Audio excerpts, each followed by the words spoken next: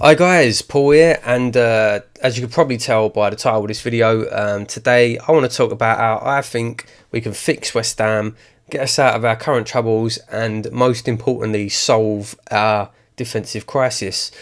I mean, as we all know, there's big problems over West Ham at the moment, especially on the pitch when it comes to the defence.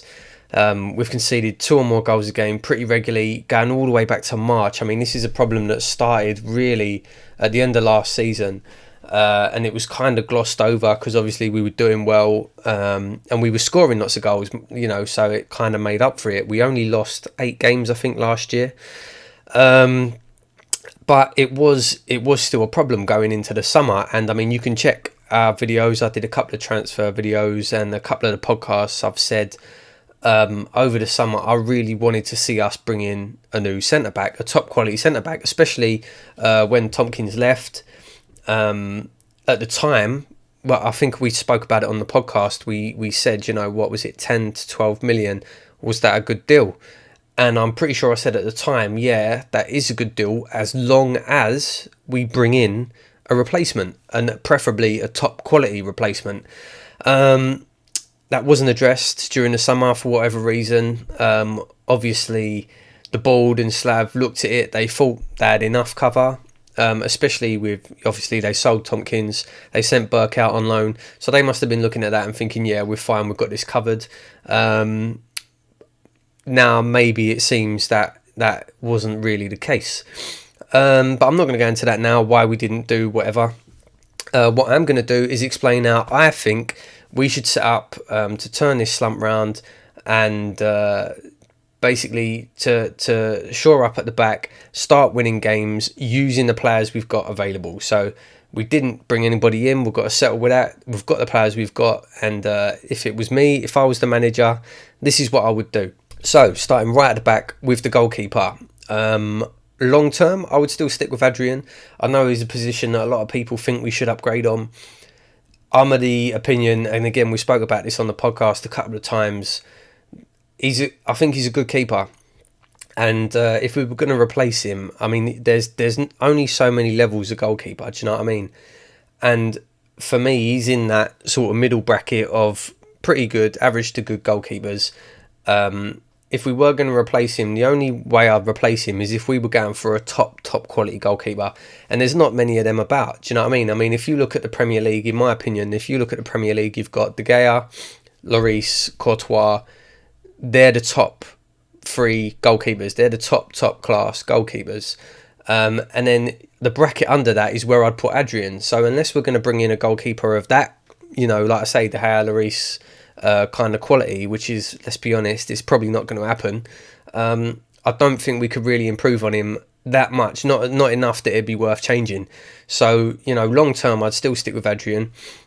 But in saying that, I would definitely drop him now for Randolph for a game or 2, just to keep him on his toes. Do you know what I mean? I feel like that's a problem with a number of our players at the minute.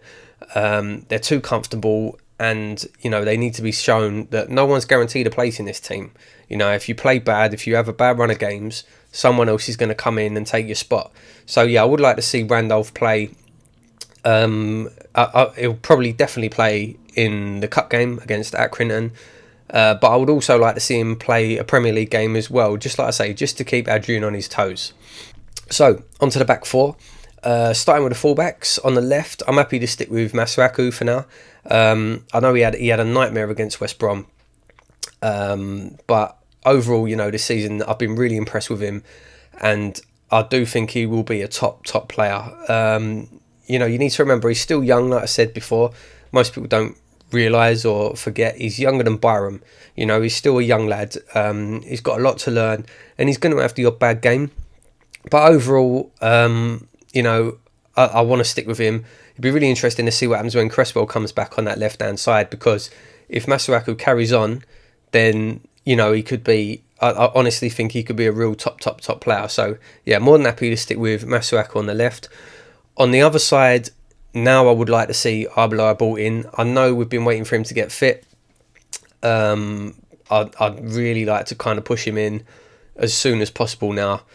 We're massively missing a leader at the back. That seems to be a big problem. We're missing a leader all over the pitch, but particularly at the back, we've got no one at the minute who's organising the back four, and hopefully a player with his experience will be able to come in and really help sort of settle down the back four, help organise them a little bit, and just basically shore up that defence.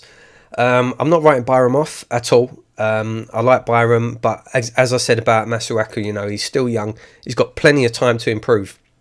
But I think for now, we need that experience, to pull us out of this hole we're in at the minute, and to start getting some clean sheets. So centre-backs, for me, it has to be, at the moment, Ogbonna and Reid. I love Collins, we all love Ginge, but honestly, he's been poor this season, he really has, and I think it might be 1 year too many for him. He's not at the level we need now, and while I don't think that Reid and Ogbonna are amazing, I don't think they're fantastic. I think they're better options. Like I say, we all love Ginge. He's great when your back's to the wall, defending a lead, and you want someone to put their head in and clear balls. But when we're not on the back foot, when we're trying to control the game, he's prone to a mistake, as we've seen so many times. We've seen this season, it cost us goals. So yeah, I think it's time that he was out of the first 11. I would actually be really tempted to bring Oxford in for Reid, but honestly, bringing him into what's a bit of a shambles of a defence at the minute, that could do him more harm than good, long term. So for now, I'll keep him in reserve. Like I say, I'll stick with Reid and Ogbonna.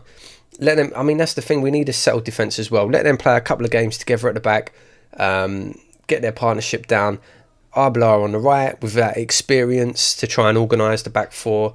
Masuaku's been fantastic, apart from against West Brom. Let him play on the left. So onto the midfield, and really this is where I want to see the biggest changes. Right now, I would drop Noble and Kuyati, both of them.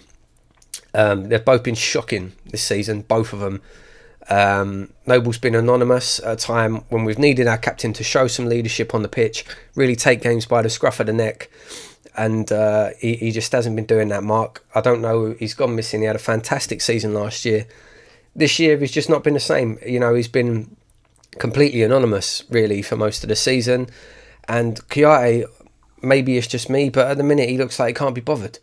I don't know what it is about him. Games are just passing him by.